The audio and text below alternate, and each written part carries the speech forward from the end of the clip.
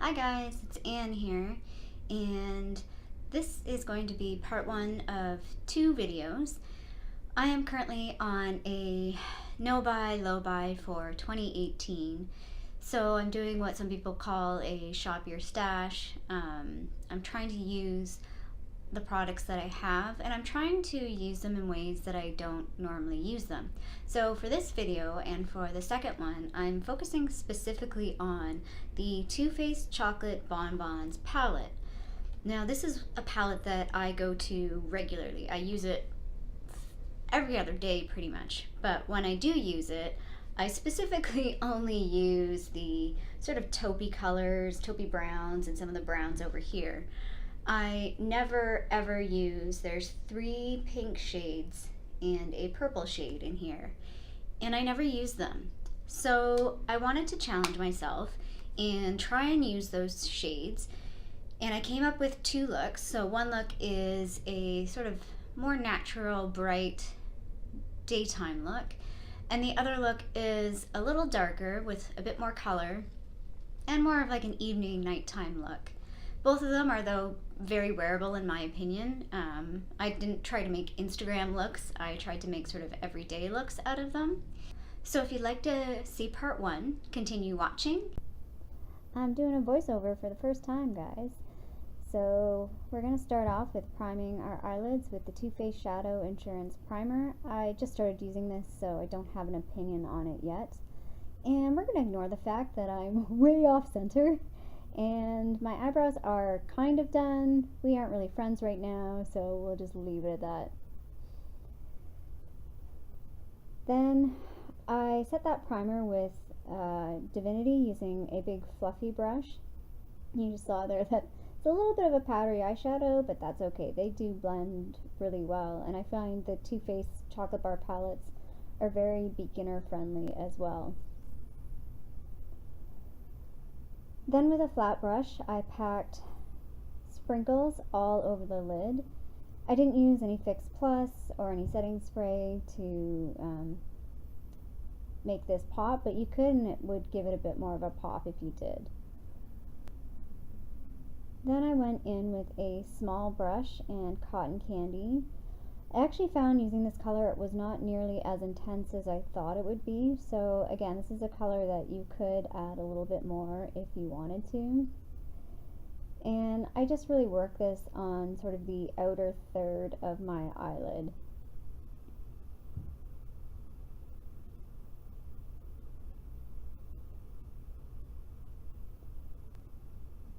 Then I used a fluffy brush and a bit of almond truffle, and I use that as a transition shade, and again to also blend cotton candy as well through the crease of my eye. Then with a small brush I went in with a mix of mocha and malted. Using a small brush is a technique that I've started using recently, and it's made a big difference in applying eyeshadow for me. I find I have a bit more control when I have a smaller brush, so especially because my eyes can be a bit downturned and I want to control where the dark color goes. So then again I use a big fluffy brush and blend all those colors together, and I did apply a bit more almond truffle as well to help blend that. And then I used again a bit of mocha and malted and smudged that along the lower lash line.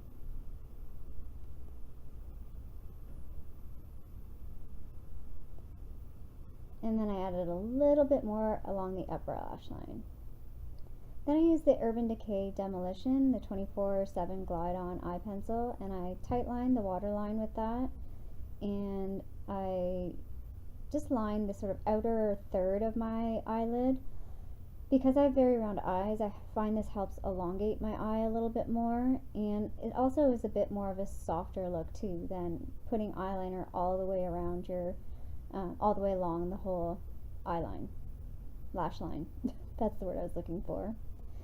And I'm just curling my lashes, which I am very impatient with doing, so in the future I will spend a bit more time curling my lashes.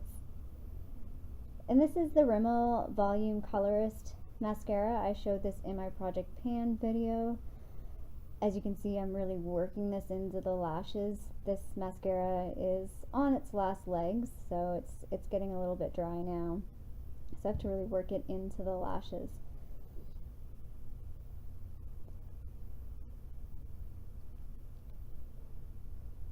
And then I use the Maybelline Great Lash. This is waterproof, and as I've mentioned before, this is sort of like a coat of protection to make sure my mascara doesn't run. Then I added a little bit of satin sheets onto the tiny little brow bone that stands out for me. If you have more of a brow bone, obviously this would show up more. And I added that to the inner corner as well. Now onto the face. I start with some Tarte Maracuja oil, and I put a little bit of this under my eyes. I find it helps smooth out the skin a little bit before I put concealer on. Then I go in with the Benefit Professional. I put this on around my nose, anywhere where I feel like I have some large pores. Then I remembered I meant to first go in with the Hello Fab Coconut Skin Smoothie Priming Moisturizer. I do like this, but I definitely feel like it's a little heavy for me. I think it might be just good for the winter time. Then I go in with the IT Cosmetics CC Cream in Light. It's been a while since I've used this foundation, and I forgot how much I actually like it. It's definitely fairly full coverage. It's medium to full coverage. I definitely do sort of a thin, light to medium coverage when I do use this, but you can build it up to a full coverage. Recently I've been using the Dr. Jart BB cream as well as a Rimmel, the 25-hour lasting finish foundation, or whatever it's called, which I don't mind that one, but it's definitely not the right shade. But I realize after having used those two for quite a while and then switching over to this one, I definitely like the IT Cosmetics CC cream better than those two. And applying foundation takes quite some time. And now I go in with the NARS Soft Matte Concealer in Canal, and I just use this to cover up a few spots that I have. And then I use this as well as an under eye concealer. I know some people don't like this, they find it a little dry, but I think adding the oil helps.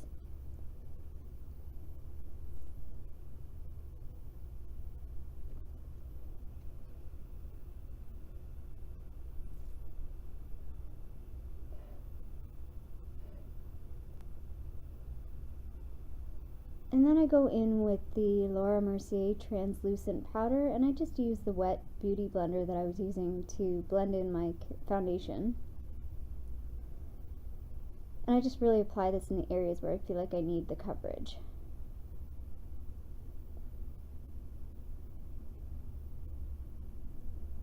Then I go in with the NARS Laguna bronzer. I showed this in my project pan. There's not a whole lot left, and I was using it today, and I feel like I'm not really getting much product anymore out of the pan. It's almost like it's dried up, so I think the pan might be done. And of course, here I am applying it to my very, very large forehead, hoping that will help contour it a little bit more and make it look slightly less big. Then I go in with the Tarte Party Blush, and you'll see I go in a little too heavy on my right cheek, but don't worry, I fix that later. Then I go in with the Essence Pure Nude Highlighter.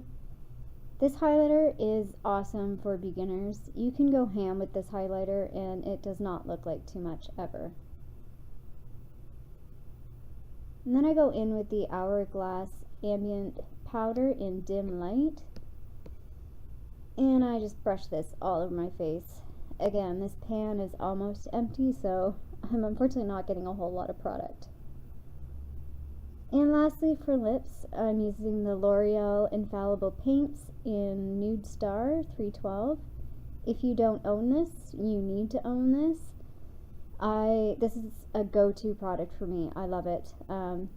For those of us that don't really like liquid lips that dry down, this is a much nicer formula, even though you do need to reapply it. And here's the final look, guys. I feel a little bit like a dork trying to show off the look, but you guys get the idea.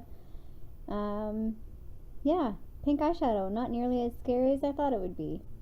Hope you liked the video, guys. Thanks for watching. Bye.